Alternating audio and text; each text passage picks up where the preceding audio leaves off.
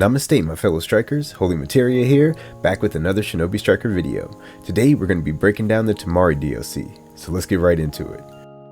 Okay, so first let me just say that this DLC is dope, man. Like I was saying, just because a DLC character isn't all that powerful in the show does not mean that they can't bring powerful jutsu to the game, and Temari is the perfect example.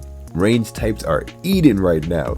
Yo, okay, so let's start by talking about the jutsu, and then we'll talk about the rewards and stuff later. So the first jutsu is Winsight jutsu, Temari's signature move from the series. So it's got a 20-second cooldown, 2 in power, and a 4 in range. It says creates 4 tornadoes which hone in on targets close by to inflict damage and blast them up into the air. User and allies can launch themselves into the air as well if they touch a tornado. So this move is dope. The tornadoes like seek your opponents like crazy. Like when they say they hone in on them, they're not playing. Like they could be like going, they could sub out of it and it will still keep tracking them. Most of the Temari's moves aren't really about damage. They're more about like crowd control, but they still do a decent amount of damage, and especially because they knock them up in the air, you can start comboing them. So they still have like damage creating potential. So this will be great on base or defending flags, defending the flag that's actually still on your flag base, because it has great crowd control. But you can also use it in combat, in any game mode really, and also your allies are able to launch themselves just like you can to jump up on it. I'm not sure like how we're going to be able to utilize the jumping up on the tornado, but you can like jump up and do a jutsu, and it kind of will like get you out of the way, and then you can shoot somebody with something from above, like a ranged jutsu or something like that, or even just hit people with kunai spam from above. And it's also great to throw into the ult to just keep chopping people up. Like, so yeah, this move is great. It's gonna have some good utility. We'll see like its full potential soon. And then the next jutsu is the summoning blade dance. So this one has a 15-second cooldown, has 2 in power and a 5 in range. Has really good tracking if you do it from far away, not such great tracking if you do it from close up. It's dodgeable, so if somebody sees it getting thrown at them, it's not too hard to dodge, but it's also not hard to hit with though. So this one says summons Kamitari, who then wraps himself around the opponent like a whirlwind. While Kamitari is present, the target takes continuous damage and can no longer receive beneficial or recovery effects. After some time, Kamitari rips through the target. So the translations were right. This really does stop your opponents from being healed, but that's not even it. This thing has all kinds of utility. I would be very surprised if it wasn't meta changing, like if this didn't become part of the main meta, especially like when you're coordinated with your team and you can be like, I got Kamitari on the healer, so everybody can go after that person, or I put it on the range type, and then you can coordinate with your team, because this shuts them down. So when it says they can no longer receive beneficial effects, this takes away any buffs they have, including scrolls, super armor, so things like Susanoo armor. If they get like any kind of scroll that gives them a buff, then this will negate that buff also.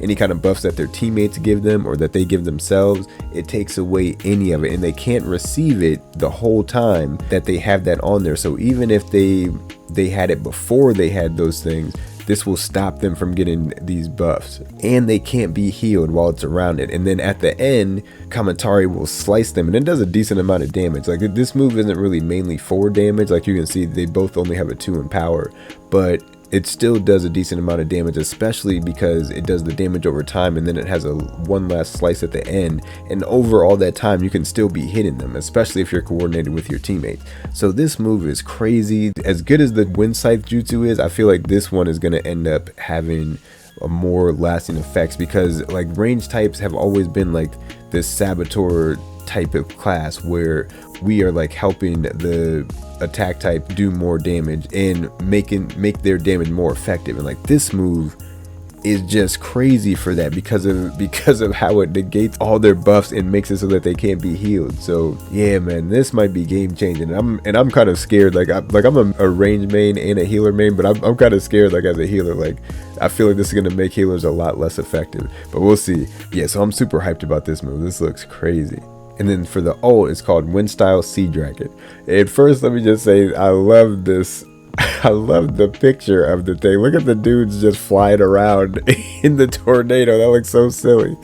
But so this one has a 5 in power and a 3 in duration, so you can get this super fast, and it is crazy. This is the craziest thing in the DLC, and both of the ninjutsu are really good, but this goes crazy. So this one says this jutsu generates an enormous tornado, and they are not playing. Like vertically, it goes the whole map. Like you can't get on top of it. It just extends from the bottom of the map to the top of the map. It's crazy. Well, actually, I haven't used it on the Cloud Village, so don't quote me on that. But from what I've seen, every time I've seen it, there's no like upper limit so far.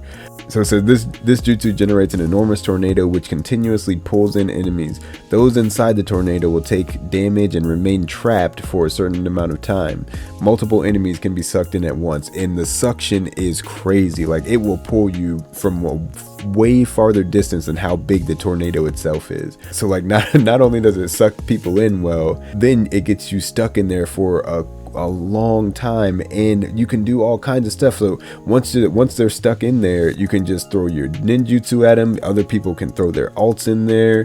It's crazy. Like this is the kind of thing I've been waiting for range, because this is like you can use it on your own without any backup or anything. But I like that it's also like a supportive alt, because you can, it's more CC. Like this in the Winsight jutsu are really CC type of moves, so it gives range types a lot more versatility, like especially when it comes to base battle, like controlling points and stuff. Like this DLC is kind of as game changing for range types as the May DLC was for healers, like where all of a sudden healers could control space. This DLC is doing the same thing for range types, because yeah, this alt is just so strong, and you get it so fast. And while it's cutting all the people up, it's the combos go crazy, and it's charging your ult back up as people are stuck in it. So that makes you get it even faster. So the 3 in duration it's even bigger than that, because as long as you hit a few people with it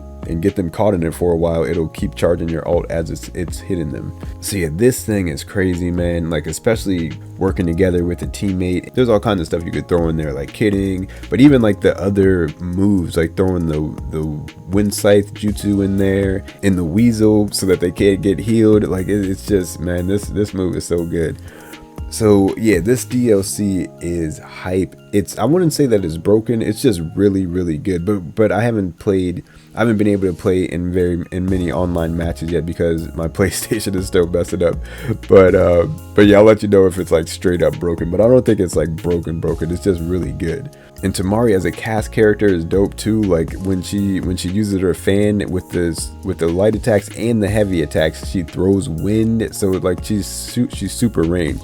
Oh, and the only downside to both of the ninjutsu is that they have long cast time. So you kind of have to play like a legit range. Like you need to be at a distance where you have some space between you and your opponent before you cast those things, because they will get canceled. If somebody hits you while you're doing the animation, it'll just cancel the jutsu. So that's the only downside of the jutsu, but it's good, because that makes it so that it's not broken. It's more balanced, because it's kind of hard to get off, like it just in the first place. That makes it so that it makes sense that it's so powerful, because you have to kind of like set up for it. But yeah, let's take a look at all of Temari's rewards. So for the first rank, you unlock the Ninja Master like usual. The second one is the Winsight jutsu, and the third one you get Temari outfit 3. And then the fourth one is the summoning blade dance. Then you get her ultimate, the wind style sea dragon. After that, number 6 is Shinobi boost seals, and then you get her hair from Boruto, and then you get Temari's fan. It's for defense types, which is really unfortunate. I haven't tried out the fan yet. Hopefully they don't shoot out wind, because that wouldn't make sense for defense types to have a weapon that did that.